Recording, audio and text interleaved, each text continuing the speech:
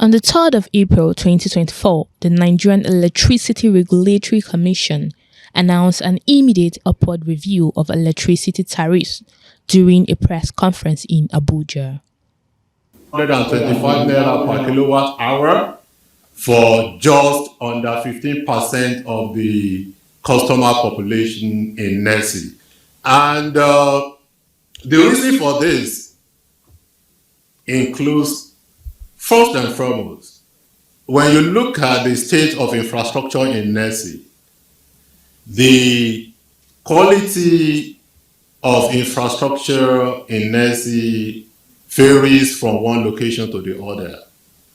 There are certain locations where, without any additional investments, the distribution companies as are also the transmission companies, based on the investment previously made, can deliver a minimum of 20 hours per day.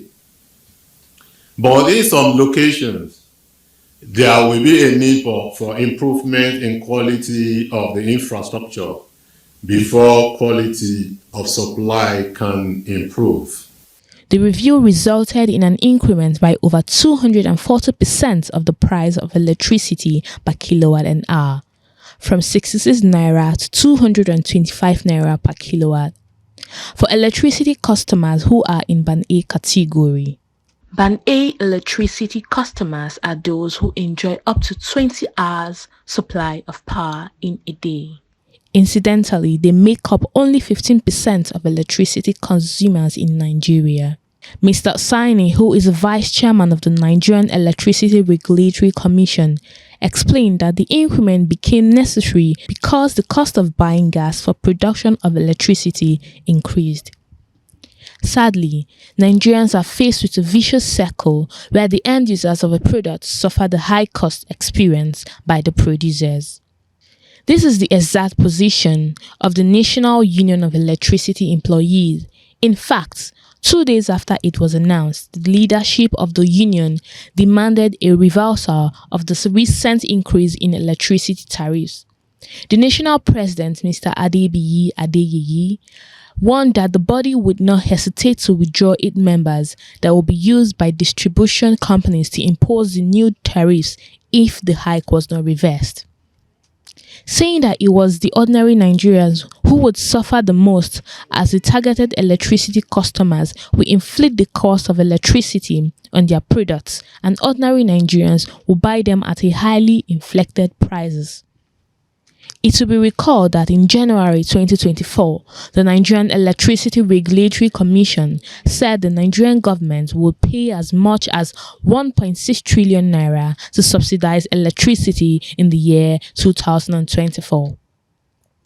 Hence, Nigerians are perplexed by the sudden increase of electricity tariff. And the only way to describe it, to describe it is just to say that the government of the day does not have the populace at heart. Do you understand what I'm saying?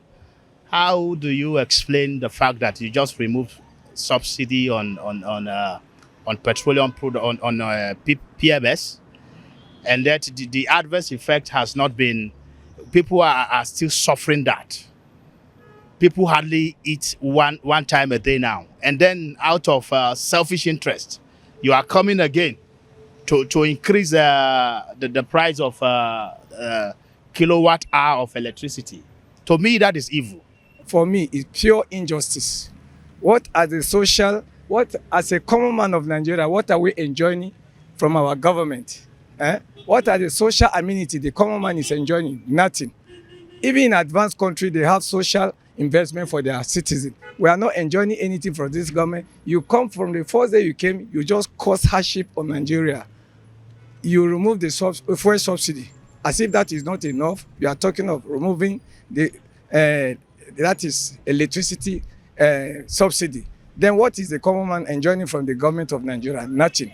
I'm not feeling comfortable with the increment of electricity tariff. Reason be that it will affect all aspects of life. You think of those doing wedding, the cost of their work, the cost of services will increase. Even for me, for instance, I prefer using burner to cook at home, though I use prepaid meter. But I believe that then it was cheaper using burner to cook at home than using gas because the price of gas was so high. But this recent increment in electricity tariff, in fact, it affected me personally because I cannot afford it. Sadly, the hike in electricity tariff for Band A consumers will further increase the sufferings of Nigerians as they are already challenged by the current cost of living caused by the fuel subsidy removal and the floating of naira with the attendant inflation. Many businesses will fold up.